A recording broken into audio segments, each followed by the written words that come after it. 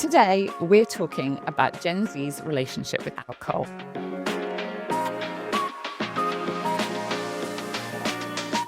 At WGSN, we forecasted some time back about the rise of the sober curious and moderation. But we also forecasted that the younger generations weren't abstaining completely from alcohol altogether.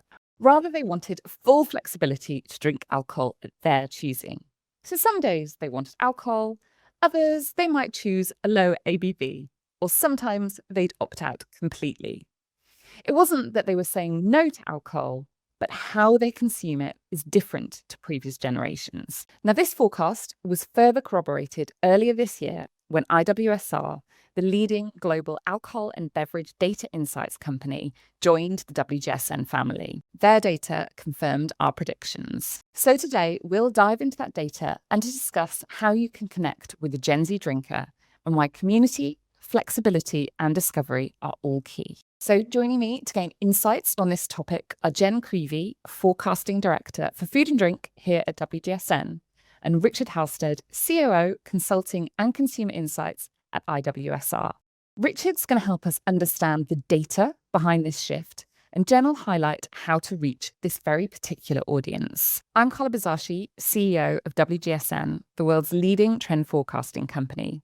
And you're listening to Lives of Tomorrow, the WGSN podcast about how we'll all live our lives in the future. Hi, Carla. So I'm Jen, as you said, and I head up the food and drink team here at WGSN. So have the great pleasure of looking at the macro, the consumer trends, and how that distills down to the food and drink industry. Brilliant. And Richard, welcome to your debut on Lives of Tomorrow. I'm afraid we make all our guests do a little bit of work, so can you introduce yourself to our listeners? Sure. I'm Richard Halstead, COO of Consulting Consumer Insights at IWSR. I'm a former journalist and turned, data analyst and market researcher. Now, Richard, as I mentioned in the intro, we forecast a number of years ago that there were changing behaviours in terms of how Gen Z would drink. Can you tell us a little bit about the kind of data behind this that you've seen at IWSR? Sure. Well, when we first started looking at this in a very comprehensive way across a lot of markets, the first thing we noticed was that there was quite a low incidence of consumption of alcohol amongst Gen Z. That has come back over the last 2 years, but it's still slightly less than that of drinkers generally. Okay. And so how does that compare to, say, the generation before, the millennials? I mean, I think people probably know, say especially in the UK, kind of the boomers, Gen X, there's a larger drinking culture. But millennials, what was the difference there? Is that kind of bridging generation? Yeah, I think millennials are drinking generally a little bit less than the corresponding kind of age group, maybe of 20 years ago, but they're generally spending a bit more on alcohol. So they're the sort of less but better generation. So, Jen, we're familiar with the rise of sober curious. There's lots of books about this. This is written about in the press a lot. We've seen from the data, as Richard alluded to there, that Gen Z is still drinking alcohol. How do these sort of shifts marry up for you? Yeah, so the sober curious, as we all know, as you rightly point out, was about well-being. But so in terms of it was never about total abstinence for the majority. Some definitely chose not to drink, absolutely, but others, as you pointed out, it was all about flexibility. So, and it was all about drinking on their own terms. So it's very purposeful. So what they want is different. The occasions are different. It is very purposeful. It's a reason to drink or to not drink. It's not a default, right? It's not a default. No, Yeah. no. So it all comes back to that flexibility, really, Yeah. and for them to feel like they are in control. How is it from when you forecast this a couple of years ago? What changes have you seen? Has there been anything unexpected as the time sort of period has moved on? Well, flexibility in itself, I think there has been some great innovations there. I've really enjoyed seeing innovators create things like mini cocktails, mixed ABV beer packs, mid-strength spirits. So I think the innovation has been great. But what I'd really point to, which I think is super interesting, is that element of community and occasion. So it's no longer the traditional spaces just for drinking. It's no longer, say, in the UK, just the pub. We've seen the rise of things like daytime bakery raves or a party in a hairdresser's or, sharing a nostalgic board game in the pub. So I think the occasions have evolved as much as the actual products themselves. Yeah. I do think the innovation is interesting though. It's like the it's a bit chicken and egg, right? Because if you want to be sober curious, if you want to reduce your alcohol intake, but you still want to drink, you need the products that enable you to do that. And then as those products come to market, it becomes easier to control your drinking habits. I was this weekend was drinking Naughty, so the kind of non-alcoholic I called it champagne, and one of my Gen Z stepsons pointed out that it wasn't actually champagne, Carla, because it doesn't come from France. But the fact that those things are now available to us allows us to experiment, I guess, with these different drinking lifestyles. How does this fluctuate across the globe? Are you seeing different behaviours in different parts of the world? Well, I think there's a definite correlation in maturing or developed markets. So exactly what you said, the availability of different types of products has then kind of fostered this changing of behavior. If you've got a no alcohol option in the bar or the pub, wherever you are, be it in Brazil, the US, or here in the UK, you might then opt to do that as part of that sort of staying in control, making the evening last longer situation. In the developing world, or parts of the developing world, you are seeing a slightly different sort of tone to this. So India is a really good example where, yes, no alcohol has a place in the sort of amongst the elite and in the urban areas where there's a very Western oriented feel to everything. But in more mainstream settings, actually, it's more about choosing the right drink for your status. So it's still a more traditional sense of how alcohol is used. The global drinks market is not controlled, but there are big conglomerates, right? So they must have that innovation at their fingertips because they've created it for some Western market. So is your expectation that that will also evolve and that we will see more developing markets are going to get to the same position that say we're seeing here in Europe at the moment? I think it will happen eventually, but I think there's a sort of misconception that the kind of big corporates of the beverage alcohol industry kind of control things. Yeah, sure, they're trying to influence behavior, but actually local markets do tend to drive the demand. So it's very much more pull than push. Okay, that's really, really interesting. Jen, just coming back to you a little bit, when we think about the innovation and those kind of things, when if I compare this to something like plant-based food, and there was a huge amount, not just in terms of how people were forecasting, but it was very kind of clickbaity headline, everyone's going vegan, the meat market's screwed, et cetera, et cetera. And what we've actually seen is a lot of that was overinflated, and brands have struggled to shift some of that product. And actually, I think the mistake that some companies made was that they thought that consumers were going to completely shift their eating patterns. And actually, again, it was a little bit like this. It was more that they wanted choice. Have we seen that? Had there been sort of any failures because companies have sort of wholesale moved to a sort of alcohol-free version of their drinks? Or were those companies a little bit more aware of the data, a little bit more tentative in terms of how they thought about product? I think there is similarities, definitely. I wouldn't say we've seen shifts entirely, but we have seen products fail, and in for the same reasons, they're just not good enough. They haven't thought about why people want this drink.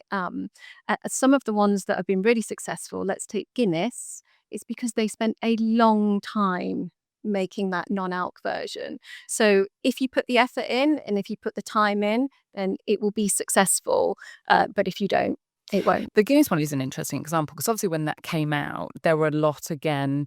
I was going to say controversy. I don't think controversy. I'm over-egging it slightly, but people were like, well, it's almost the same price as the alcoholic version. But they came back with a really robust response, which exactly is, as you said, is this has taken a huge amount of time for us to bring this to market.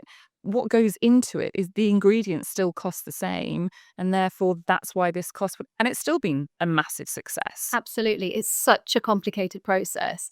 So yes, you just need to put that effort in. Okay, right.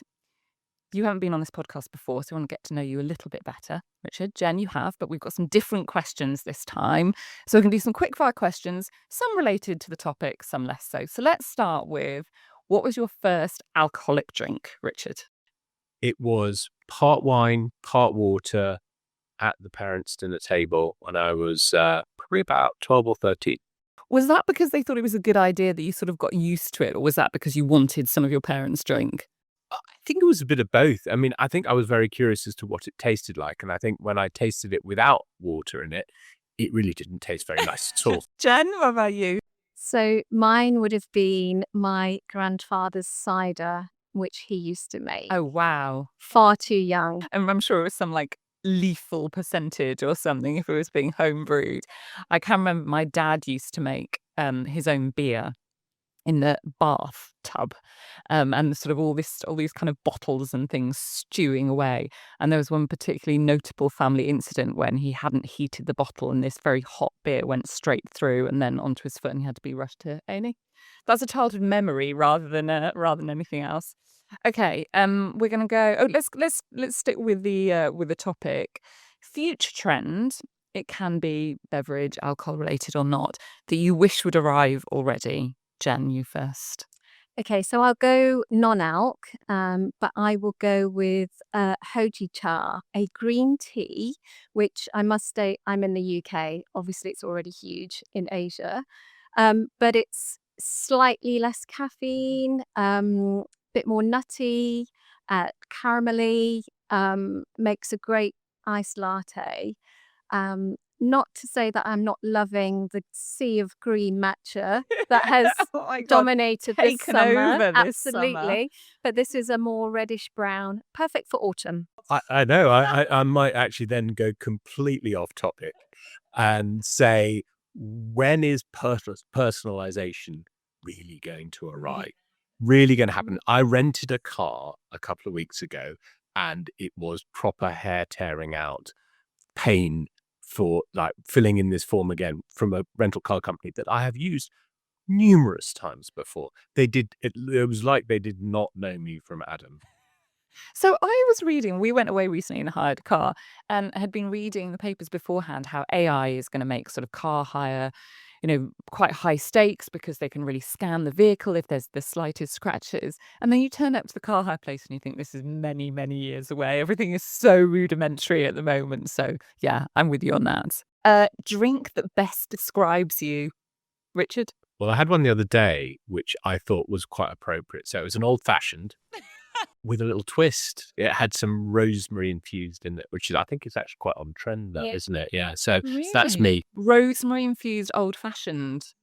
Ooh, very good answer, Jen. I'm going to go for a little twist as well. So I like a margarita, but I'm very savory. So a pickle juice margarita. So, a little bit punchy, Yeah. definitely not sweet. Okay, a pickle juice margarita. Okay, very good answers. All right, when we're going away from the topic now, but still 2 more questions to go. Richard, last time you were stuck on a task at work. Well, I have the opposite problem, which is that I tend not to get stuck on tasks. And actually, sometimes I ought to be. I need to spend a little bit more time doing something. So I'll sort of rush to a sort of fairly quick Occam's razor answer. And then I tend to sort of walk it back a little bit and then reconsider it.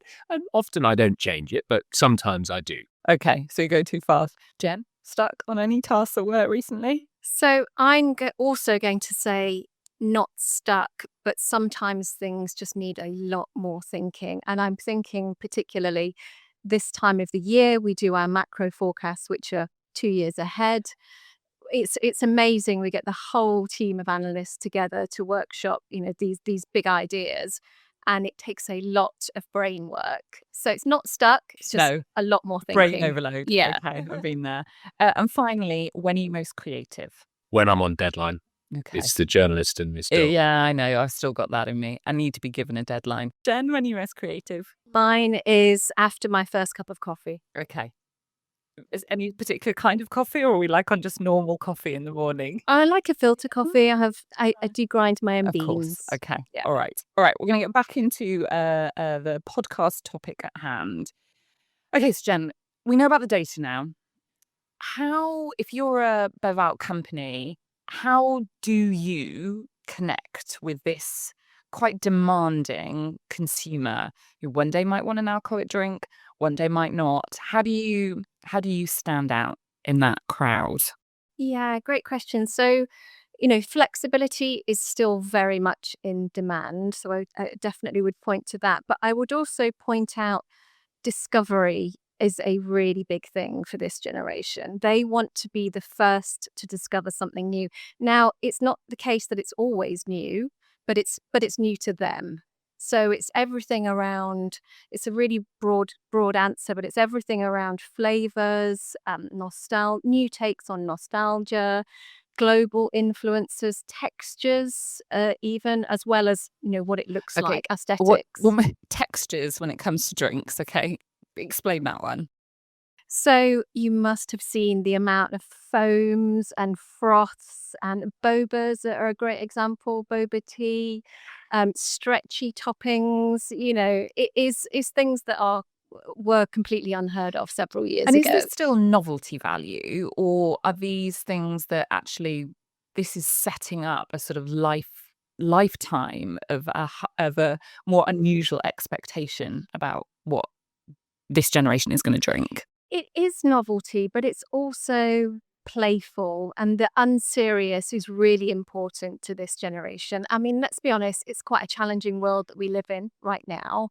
So to have something unserious and a little bit playful throughout the day is really big for them. I'll give you one example of like how we're thinking about nostalgia. So we forecasted at WGSN, as you know, around nostalgia kind of being the next take on it is around memory, like drinks as memory. So it is, for example, there's a bar in the US that created a cocktail called Saturday Morning Cartoons, which is trying to recreate that childhood memory of a bowl of cereal. So it uses creme de cacao and chocolate shavings. So it's unserious, but it tastes great, and it's just playful. Yeah, I love that. And we've talked about nostalgia across pretty much every category, really kind of came to the fore as a consequence of COVID, but hasn't gone away. And I think, again, that speaks to what you're talking about. We're living in this kind of perma crisis, and people are looking for things that provide comfort. But then the sort of add on to that is definitely this, the kidulting and people just wanting a little bit of joy in their lives. And so seeing it through this lens, that's really interesting. Richard, let's kind of go into we've talked about they are still drinking and some of the cool flavors and formats that come as a consequence of that. We've got to talk about the low and no space because it is a huge category. And if I think when I was growing up, we didn't, your parents had alcohol and you really wanted to as a teenager, people see if you get your hands on something, but there wasn't any of this stuff in the middle. You had soft drinks and water, and then you had alcohol. But this kind of burgeoning kind of area in the middle is getting bigger and bigger and more innovative as well. So what's the data telling us here? Well, I think the data is telling us two things. Firstly, that physical availability and mental availability are really driving demand. So you could almost plot the number of new products available and the volume sort of almost on a kind of one-to-one basis across the world. And it makes perfect sense if you think about it from a very practical point of view, which is if this stuff is sort of finding its way into your shopping basket. So it's there at home. So one day you'll find, that's actually the product that fits that occasion. And similarly, when you're out, I think that what's fascinating is that people are deploying no and low in actually kind of very interesting and not necessarily consistent ways. So there are some people who are saying, I'm taking a night off from alcohol, but I'm out with my friends, so I'm socializing, and this is great. And there are obviously some people who are sober for long periods of time, perhaps intermittent, so dry January, but maybe for longer, or for specific things like training for a marathon or something like that. And then there are those who are literally just using it as a sort of guess as a safety valve, a control mechanism. So they're maybe splitting their drinking between alcohol and no alcohol, but within the same occasion. Yeah. I find it fascinating because I think this is one of these topics where most of us can probably find a personal kind of connection with it. What's been your kind of favorite innovation that you've seen in this category? Have you got a go-to? Ooh, that's a great question. I mean, I have to say the no alcohol lager has been a real game changer for me. But actually, Zero Guinness, which we were talking about earlier, is also fantastic because actually it's my go-to in the pub. Because it looks and tastes exactly like the real thing, really. I mean, it's very hard to tell the difference unless you really know what to look for.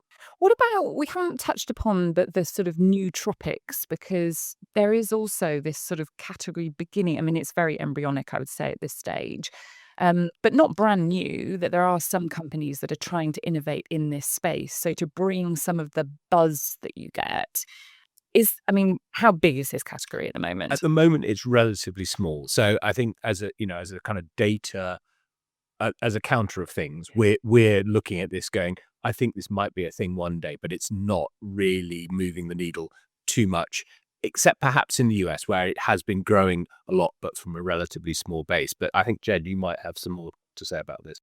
Yeah, it's bigger in the US for sure. It is growing, but it is also about the mood and the occasion. So if you want that slight buzz, as you mentioned, you would go for it. But often that's not what the purpose of zero alcohol is. So it really all comes back to the occasion, I'd say. Okay, fantastic. Let's come back. So, Richard, again, global. We've just talked about the US in terms of the kind of nootropics, but just thinking about the low alc and the no alc space. Again, is that sort of similar to what you were saying in terms of just the drinking habits? It's still a very kind of Western driven space? It does seem that way, though it is making headway in what one might describe as developing markets like Brazil, which is a very beer culture and historically very beer and cachaça. But the beer to no alcohol beer is actually not that big a leap. They look and often taste the same, and they're being consumed at the same occasions. And this idea of perhaps mixing no and full strength is I think a real thing in Brazil, because their events, their occasions, as Jen was saying, can be daytime and they can last a while. Yeah. So that makes sense as well. So, what's your forecast in this space? So it's interesting you mentioned daytime there, Richard. So because drinking is shifting earlier, so we talked about the daytime raves, for example. The new aperitivo moment is moving earlier. People are eating earlier. So what we forecast around a couple of things, I'll give you examples, is the longer sip. So thinking things like spritzers, highballs, something that you can sip on for some time, but still allow you to be present. That's definitely one area. And then linked to that, I would also point out what we call uncomplicated sips. So this is like your easy drinkers. So not so much talking about craft or terroir or the story behind it, just something that's really easy to sip and very accessible. There's a brand, for example, I think this is in the US, called a Sunday beer, because you could just sit and sip it all day, really light. So it's a very low alcohol in this. Yeah. Okay. All right. Yeah. So easy sippers. Yeah. I want to pick up on something you said when we sort of started talking, which was about, we were talking about millennials at the time, but people spending maybe a little bit more money on what they're buying, going for maybe a higher quality and therefore drinking less. Is that an area that you think will expand? Yeah, and I think one of the things we haven't really talked about so far is money, actually, and the economics of drinking. One of the things that sort of held Gen Z back in the last few years is that actually they've been quite short of money. So one of the things we're noticing as Gen Z become a little bit older, so the oldest are now sort of hitting 28, so late 20s, as they hit their early 30s and get into hopefully a sensible level of earnings and so forth, actually their habits do seem to evolve to a slightly higher quality or more expensive or more interesting, to Jen's point, the more discovery elements come in. But there is still this sort of natural moderation that we're seeing emerge, which is partly sort of born of this different occasions, wanting to stay in control, not necessarily needing alcohol in the same way, perhaps, as prior generations did in terms of the sort of social lubricant. Are there habits rubbing off on their parents' generation? So, again, if you look at the data as a whole, the alcohol market has contracted slightly. And having discussions with, with the IWSR team, there are multiple reasons for that: health, wellness, pricing, this kind of pent up sort of stockpiling during COVID, the fact that lots of the places where people used to typically drink aren't accessible because they've closed as a consequence of the pandemic and things like that. Multiple reasons. But that sort of generational drive from Gen Z, which everything we've talked about, wanting to be in control, wanting choice, is that affecting older generations? Are their parents looking and going, oh, maybe this is a more healthy, sensible way to think about our drinking habits? I mean, I would agree the data would support that. So these things are not happening in isolation or in a vacuum. What you're seeing in that sort of over 50s, over 60s generation is, I suppose, a similar trend, but just taking slightly different form. So people are generally cutting back on alcohol, and that's partly for health, partly for well-being reasons. I mean, partly because the same tech that's driving behavior amongst younger people. So, access to smartphones, smartwatches, Fitbits, that sort of thing is also the same tech that now people in their 60s are using. And if your Fitbit is telling you you had a bad night's sleep, you are going to respond to that. You're going to sort of try and obey the tech to improve your lifestyle. I'm again bringing this kind of to a personal circumstance. I'm an Aura Ring wearer, as listeners of this podcast well know, and the fact that it is telling me when I'm on holiday that my heart rate is slightly elevated, and I know that that's because I've been drinking alcohol. It's that simple. The minute I stop, heart rate goes back to what it normally is. There's this sort of undeniable link, and therefore the strain that is on your body that perhaps previous generations, or when we didn't have access to this technology, you could be told it, but it wasn't sort of in your face on your phone being kind of prompted. You do feel like you're being told off by your Aura Ring. So I can totally see that. Do you think, and let's get back kind of to the crunch, let's really look into the future. What's this going to mean for alphas? Which of you wants to take that question? I think it's really interesting. We were actually talking about this earlier, but I think it's difficult to know. But I think what I would say is all of the things that we've been talking about alphas is that they are going to push back on what Gen Z were like. It's kind of a traditional thing that happens, of course. You don't want to be like your parents. Of course you don't. So they will push back. And I think they will look for their own fun in very different circumstances. I don't think they will be all digital as some people suspect. I think they are going to be much more sort of community driven and really look for those occasions, but it will be different. So is this good or bad news for the alcohol companies?